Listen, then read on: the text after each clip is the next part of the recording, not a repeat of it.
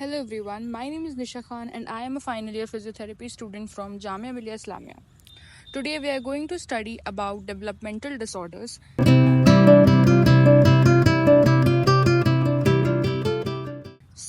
ये ऐसे डिसऑर्डर्स होते हैं जो कंजेनाइटल होते हैं, यानी कि जो बच्चे को होंगे वो बाय बर्थ होंगे।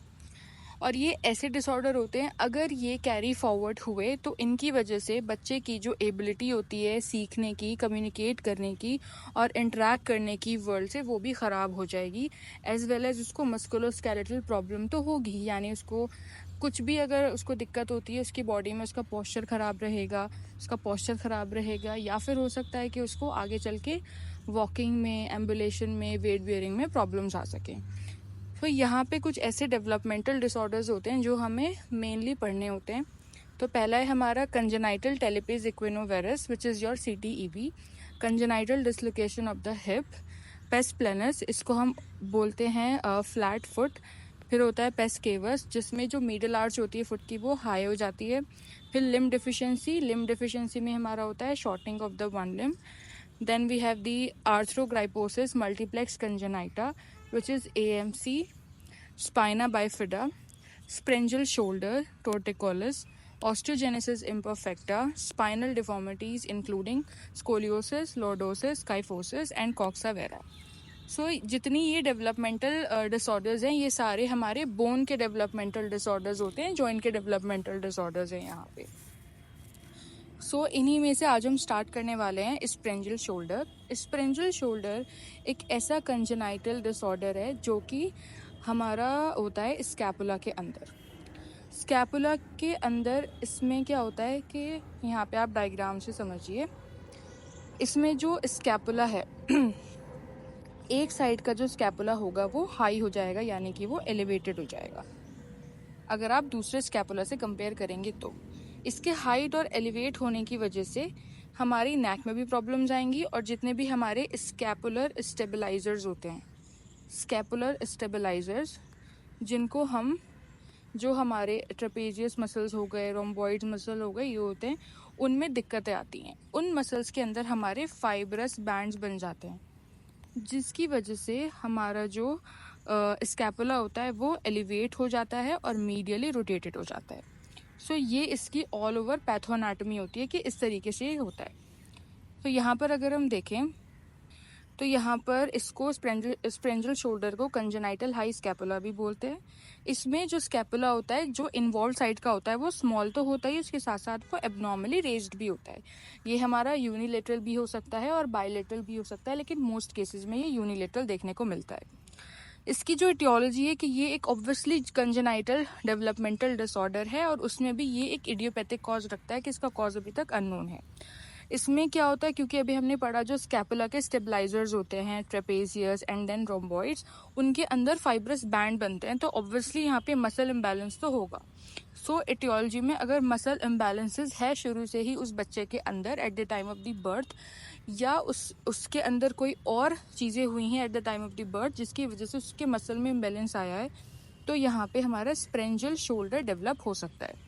Then we have the pathomechanics. Pathomechanics में जो मैंने अभी आपको समझाया है कि स्कैपुला के मसल्स पुअरली डेवलप्ड हुए होते हैं, यानी जो ट्रेपेजियस है, रोम्बॉइड्स हैं, उनका डेवलपमेंट जो है वो पूरा नहीं हुआ है जब वो फीटल स्टेज में था, जिसकी वजह से ही उसके अंदर आगे चल के जब वो बच्चा पैदा हुआ वहाँ पे फाइब्रस बैंड्स बन गए, जिसकी वजह से वो मसल्स जो हैं वो अपना काम ठीक से नहीं कर पा रहे हैं, और जो हमारे नेक के मसल्स हैं जो हमारे अटैच होते हैं स्कैपुला से, वो उसको एलिवेट कर रहे हैं, जिससे कि वो स्प्रेंजियल शोल्डर में स्कैपुला एलिवेट हुआ है। देन अगर यहाँ पर हम देखें, इस केस में अगर ये कंडीशन परसिस्टेंट रही तो इस तरह हमारा स्कोलियोसिस भी डेवलप हो सकता है। यहाँ पर जो इन्वॉल्व साइड होगी वहाँ पे हमें कॉन्वेक्सिटी देखने को मिलेगी, तो सेकेंडरी ये स्कोलियोसिस भी डेवलप करवा सकता है। उसके अलावा जैसे कि हमें पता है कि जो हमारा स्कैपुला होता है वो हेल्प करता है शोल्डर का फुल रेंज ऑफ एब्डक्शन और हमारा फ्लेक्शन करवाने में, क्योंकि ये कंट्रीब्यूट करता है किसमें, स्कैपुलो ह्यूमरल रिदम में। तो जब हमारा इस वाले आर्म का स्कैपुला ख़राब होगा, उसके अंदर डिजीज़ होगा, तो वो ओवरहेड एक्टिविटीज़ नहीं करवा पाएगा। मतलब वो फुल रेंज ऑफ एबडक्शन और फुल रेंज ऑफ फ्लेक्शन नहीं करवा पाएगा, जिसकी वजह से हमारे इसमें लिमिटेशंस होंगी इसकी ROM में. Then we have functional disability is usually minimum and then very little improvement can be seen after conservative management. So अगर आप इसका conservative management भी करेंगे तो उसमें बहुत ही कम improvement दिखाई देगा, लेकिन तो इसलिए इसका जो है सर्जिकल ट्रीटमेंट ज़्यादा होता है और सर्जरी के बाद हम फॉलो करते हैं post operative physiotherapy management. Now we have the diagnose में हम करेंगे क्लिनिकल डायग्नोस और रेडियोलॉजिकल डायग्नोसिस. क्लिनिकल डायग्नोसिस में वही असेसमेंट लेके हमने हिस्ट्री लेनी होती है, तो हिस्ट्री से भी पता चल जाता है कि ये कंजेनाइटल है. देन फिजिकल एग्जामिनेशन में हम जब देखेंगे उसको तो हम उसका देखेंगे स्कैपुला एलिवेट हुआ होगा. स्कैपुला जो इन्वॉल्व साइड का है वो स्मॉलर है, छोटा है. मीडियली वो रोटेटेड होगा और उसके अंदर बोनी और फाइब्रस बैंड बने हुए होंगे जो कि जा रहे होंगे सर्वाइकल स्पाइन तक, जैसे कि यहाँ पर हमने ये फोटो में देखा है.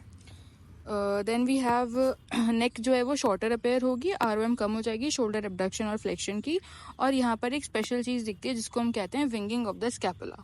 सो विंगिंग ऑफ द स्कैपुला जो होता है वो एक अदर चीज़ की वजह से भी डेवलप होता है. तो ये वाला विंगिंग ऑफ स्कैपुला और जो हमारा थोरैसिक नर्व के डैमेज होने की वजह से एक विंगिंग ऑफ स्कैपुला होता है, ये दोनों अलग अलग चीज़ें होती हैं, बट यहाँ पे देखने को मिलता है.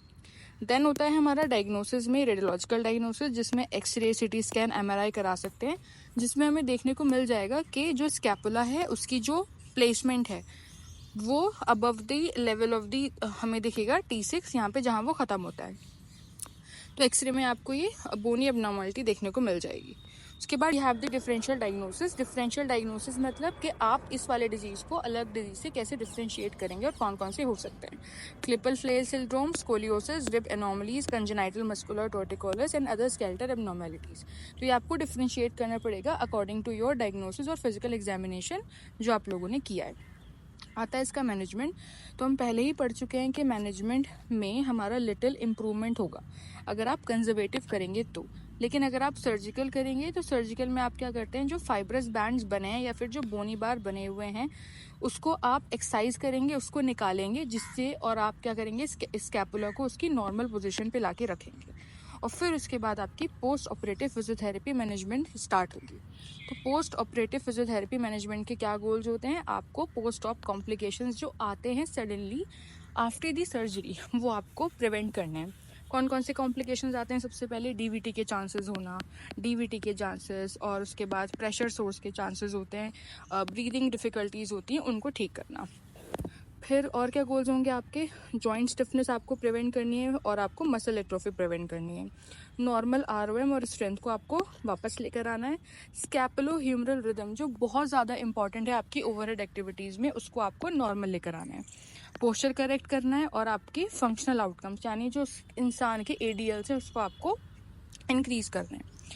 ट्रीटमेंट में हम पढ़ेंगे यहाँ पे फेजेस वाइज ट्रीटमेंट. तो फेज़ 1 होता है 0 to 2 वीक्स, जिसको हम इमीडिएट बोलते हैं, जो जस्ट होगा आपका सर्जरी के बाद और ये 2 हफ्ते तक चलेगा. इसके गोल्स क्या होंगे कि इसमें जो आपका सर्जिकल रिपेयर हुआ है उसको प्रोटेक्ट करना है, यानी जो भी सूचर्स वगैरह लगे हैं, जो बैंडेजेस वगैरह हो रहे हैं, उसको आपको प्रोटेक्ट करके रखना है. फिर इसमें पेन कम करना है आपको और स्वेलिंग कम करना है पेशेंट का. एंड देन जो नॉर्मल बाकी अदर जॉइंट्स की जो नॉर्मल ROM है उसको मेंटेन करके रखना है. और यहाँ पर आप क्या इंटरवेंशन देंगे, सबसे पहले आपने इमोबिलाइजेशन करना है आर्म स्लिंग से या शोल्डर इमोबिलाइजर से. पेन मैनेजमेंट के लिए आप क्रायोथेरेपी दे सकते हैं और पोजिशनिंग करवा सकते हैं. क्रायोथेरेपी इसलिए दे रहे हैं क्योंकि वहाँ पे इनिशियली स्वेलिंग के चांसेस होंगे. देन एक्सरसाइज में हम जो एल्बो है, रिस्ट है, हैंड्स है और जो हमारी लेग्स है उनकी नॉर्मल एक्टिव मूवमेंट्स करवाएंगे ताकि उनकी नॉर्मल ROM जो है वो रहे. फिर पेंडुलर एक्सरसाइज आप करवा सकते हो जो अफेक्टेड शोल्डर है उसके लिए, जहाँ पे सिर्फ पेंडुलर मोशन में वो एक्सरसाइजेज होंगी. स्कैपुलर सेटिंग्स आप करा सकते हो रिट्रैक्शन और डिप्रेशन करवा के, लेकिन इसमें सिर्फ आप इतना करवाओगे जितना उस पर्सन को बेरेबल होगा. And then the most important thing, the breathing exercises are should be performed after each and every surgery. Breathing exercise is very important क्योंकि स्कैपुला इन्वॉल्व है, तो वहाँ पे हो सकता है कि हमारा ब्रीदिंग पैटर्न कॉम्प्रोमाइज़ हो सके, तो इसलिए ब्रीदिंग एक्सरसाइज कराना बहुत ज़रूरी है. प्रिकॉशन इसमें आपको क्या लेने हैं कि आपको शोल्डर एलिवेशन को मेंटेन, शोल्डर एलिवेशन को ज़्यादा शोल्डर एलिवेशन आपको अवॉइड करना है. जब तक आपका सर्जन अप्रूव नहीं करता कि हाँ आप इसको 90 डिग्री या 120 डिग्री से ऊपर लेकर जा सकते हो, आप तक नहीं लेकर जाओगे. उसके बाद एक और प्रिकॉशन है यहाँ पे कि आपको शोल्डर की स्ट्रेचिंग्स नहीं करवानी है पैसे। Now we discuss about phase 2 physiotherapy management. Phase 2 start from 2 to 6 weeks. यहाँ पर हम अर्ली मोबिलाइजेशन फेज होता है, जिसमें इमोबिलाइजेशन जो हमने पहले किया था फेज 1 के अंदर, अब हम उसको मोबिलाइज करेंगे। यहाँ पर गोल होते हैं हमारे begin gentle shoulder ROM. Shoulder की रेंज ऑफ मोशन में स्टार्ट करनी होती है थोड़ी थोड़ी। मसल टाइटनेस को प्रिवेंट करेंगे with the help of the stretchings, और हीलिंग को प्रमोट करेंगे। हीलिंग मतलब जो हमारे सूचर्स वगैरह लगे होंगे पोस्ट सर्जिकल, उसको हील होने देंगे। तो यहाँ पर वोंड हीलिंग भी प्रॉपरली होनी चाहिए। फिर हमारे पास आता है इंटरवेंशंस। इंटरवेंशंस मतलब जो ट्रीटमेंट आपने देना है। इसमें पैसिव और एक्टिव रेंज ऑफ मोशन हम बढ़ाते हैं, फ्लेक्शन का, एबडक्शन का और एक्सटर्नल रोटेशन का। इसके साथ साथ स्कैपुला में प्रॉब्लम थी तो स्कैपुलर मोबिलिटी एक्सरसाइजेस भी करवाते हैं, जैसे shrugging of the shoulder, retraction exercises and depression of the shoulder. Isometric straining कराते हैं हम शोल्डर्स के लिए, उसके मसल्स के लिए, डेल्टॉइड, रोटेटर कफ और स्कैपुलर स्टेबलाइजर। स्कैपुलर स्टेबलाइजर में कौन कौन से होते हैं? हमारे मिडल ट्रेपेजियस, रोम्बॉइड मेजर और माइनर, और हमारा अपर ट्रेपेजियस के लिए जो हम श्रगिंग करवा ही रहे हैं। फिर पोस्चरल एजुकेशन भी करवाते हैं, क्योंकि यहाँ पर स्कैपुला इन्वॉल्व है, शोल्डर में प्रॉब्लम है, तो हो सकता है एबनॉर्मल पोस्चर भी हो गया। उसको ठीक करने के लिए हम पोस्चर एजुकेशन भी देते हैं। देन प्रिकॉशन क्या लेना है कि ओवरहेड एक्टिविटीज़ हमें स्टार्टिंग में नहीं करवानी है, क्योंकि हम उसको धीरे धीरे इंक्रीज़ करवा रहे हैं। और फोर्सफुल और जर्की मूवमेंट हमें अवॉइड करने हैं। Then we have phase 3। Phase 3 हमारा इंटरमीडिएट फेज़ होता है, ये 6 to 12 वीक्स के बीच में होता है। इसमें हमने शोल्डर की active range of motion improve करवानी है, मसल स्ट्रेंथ और एंड्योरेंस को वापस लेकर आना है, और स्कैपुलो-फेमरल कोऑर्डिनेशन को हमें अच्छे से इम्प्रूव करना है। इसमें जो हम इंटरवेंशन लेंगे वो क्या लेंगे? हमने शोल्डर की active range of motion exercises करवानी है, जैसे वॉल क्लाइंबिंग, बैंड एक्सरसाइजेस। फिर हमें स्ट्रेंथनिंग एक्सरसाइजेस करवानी है, जिसमें सबसे पहले स्टार्ट करेंगे क्लोज काइनेटिक चेन एक्सरसाइजेस से, और रेजिस्टेंट बैंड जो हम थेरा बैंड यूज़ करते हैं उनकी एक्सरसाइज हम करवाएंगे रोटेटर कफ के लिए और स्कैपुलर मसल्स के लिए। फिर हमारा आता है proprioceptive training and then neuromuscular control training. ये हमारा होगा कोऑर्डिनेशन के लिए between our brain and the upper limb. Precaution यहाँ पर आपको पेनफुल मूवमेंट, अगर उसको अभी भी शोल्डर में मूवमेंट करने पर पेन आ रहा है तो उसकी पेनफुल मूवमेंट को हम अवॉइड करेंगे, नहीं करवाएंगे एज पर दी सर्जन। उसके अलावा वॉच फॉर कंपनसेटरी पैटर्न, मतलब हमें देखना है कि सिर्फ वो अपने शोल्डर की ही मूवमेंट करे, कंपनसेशन में अपनी ट्रंक या साइड फ्लेक्शन नहीं होना चाहिए। Now we have the phase 4। Phase 4 में हमारा होता है 3 to 6 मंथ का जो एडवांस फेज़ होता है। इसमें हमारे गोल्स क्या करना है कि हमने full functional range of motion लेकर आनी है शोल्डर की, स्ट्रेंथ को इन्हेंस करना है, पावर और एंड्योरेंस को इन्हेंस करना है, और अपने जो एक्टिविटीज़ ऑफ डेली लिविंग होती है उनको वापस से रिस्टोर करना है। इसमें हम प्रोग्रेसिव रेजिस्टेंस ट्रेनिंग देंगे, प्रोग्रेसिव रेजिस्टेंस ट्रेनिंग। फिर एक्सरसाइजेस जिसमें हम रेजिस्टेंस इंक्रीज करते रहेंगे धीरे धीरे according to the person's 1 RM, और इसी के अंदर कुछ परसेंट हम ऐड करते रहते हैं, उसकी स्ट्रेंथ ट्रेनिंग करवाते हैं। प्लायोमेट्रिक एक्सरसाइज करा सकते हो। ये सारे जो ये एडवांस फेज होता है ना, ये उस इंडिविजुअल के लिए है जो एक एथलीट है या एक स्पोर्ट्स पर्सन है या वो फिजिकली एक्टिव पर्सन है, तो उसमें हम ये सारी चीज़ें करवाएंगे। ये नहीं कि अगर कोई हाउसवाइफ है या कोई ऐसे पर्सन है घर पर रहने वाला, उनमें इनकी ज़्यादा रिक्वायरमेंट नहीं होती। प्लायोमेट्रिक एक्सरसाइजेस करा सकते हैं, ओवरहेड एक्टिविटी ट्रेनिंग करवाएंगे, जैसे थ्रोइंग वगैरह हम उसमें करवा सकते हैं, postural ergonomic correction, task specific training करा सकते हैं।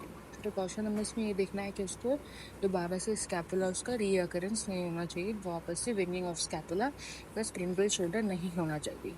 तो ये सारी की सारी चीज़ें हमें देखनी होती हैं स्प्रिंगल शोल्डर में। This is all you need to know about the Sprengel shoulder and its management. Hope you liked the video. Thanks for watching.